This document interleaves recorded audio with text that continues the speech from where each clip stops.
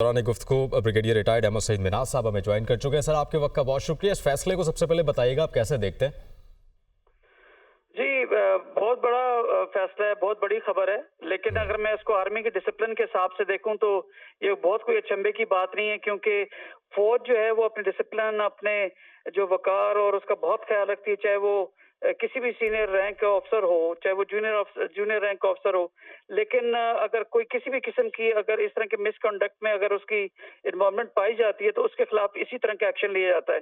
ये कोई बड़ी इस लिहाज से बड़ी भी खबर नहीं है, क्योंकि फौज के अंदर ये कोई भी अगर इस तरह की चीज इन्वॉल्व होती है तो उसके खिलाफ इसी तरह का एक्शन होता है। लेकिन चूंकि अब सोशल मीडिया का और दूसरा जो ये प्रिंट मीडिया का और आपकी जो इलेक्ट्रॉनिक मीडिया, इसका दौर है, तो लिहाजा किसी भी किस्म की जो मिसपरसेप्शन है एक या रॉन्ग नैरेटिव डेवलप करने की जो बात है उसको अवॉइड करने के लिए बात पब्लिक की गई है।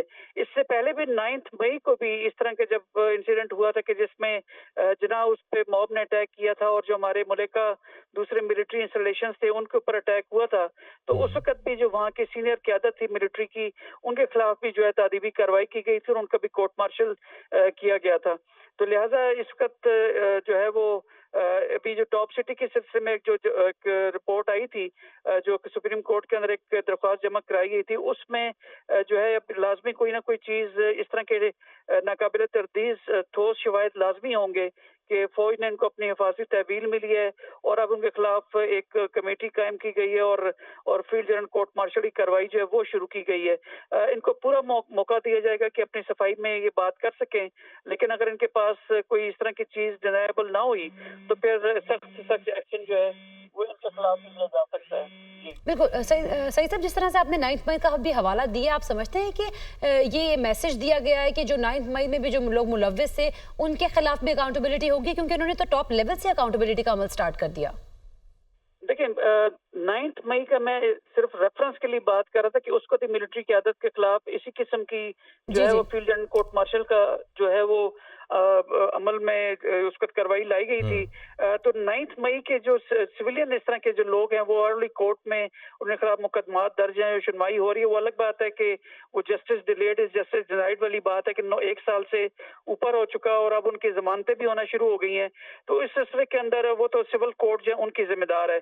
अभी जो lieutenant general retired Faiz Hamid साहब हैं, इनके जो खिलाफ एक्शन है तो ज़ाहिर है ये फौजी चूंकि एक कार्रवाई है और एक बड़ा नाम है लेफ्टिनेंट जनरल फैज हमीद का, उनके मिसकंडक्ट या ऐसी कोई कार्रवाई जो अनबिकमिंग ऑफ एन ऑफिसर वाली उस जुमरे में आता है, तो इसलिए अभी कार्रवाई जो अमल में लाई गई है। अगर ये कोई और होता, ये जूनियर लेवल का होता, तो शायद इस तरह से मीडिया के अंदर इसको ना बताया जाता या इतनी बड़ी खबर ना बनती। लेकिन एक रिप्यूट थी इनकी और जिसमें आईएसआई के बॉस भी रहे, इनके पास इख्तियारात लातादाद इख्तियारात थे, इंफॉर्मेशन थी। अगर इन्होंने अपनी पोजीशन को इस्तेमाल करते हुए कोई इस किस्म की जो है कोई हरकत की है कि जिससे फौज के या इनके रैंक के या इनके इदारे के ऊपर आईएसआई में खास करके अगर कोई फिंगर पॉइंट आउट करता है तो ये किसी सूरत भी फौज को या किसी भी इदारे को नाकाबिले कबूल होगा। तो इस सिलसिले में इनके खिलाफ फील्ड जनरल कोर्ट मार्शल की ऑप्शन लाई गई है। जितना आप रैंक में सीनियर जाते हैं उतनी आपके ऊपर जिम्मेदारियां हैं। सर, यहाँ पर ये भी ऐड कर लीजिएगा जरा अपनी गुफ्तगू में कि आईएसपीआर की जानिब से ये भी बताया गया कि मुतअद्दिद बेज़ाब्तियां साबित हुई हैं, जो कि टॉप सिटी की जानिब से नवंबर 2023 में गालिबन सुप्रीम कोर्ट से रुजू किया गया था इस मामले पर।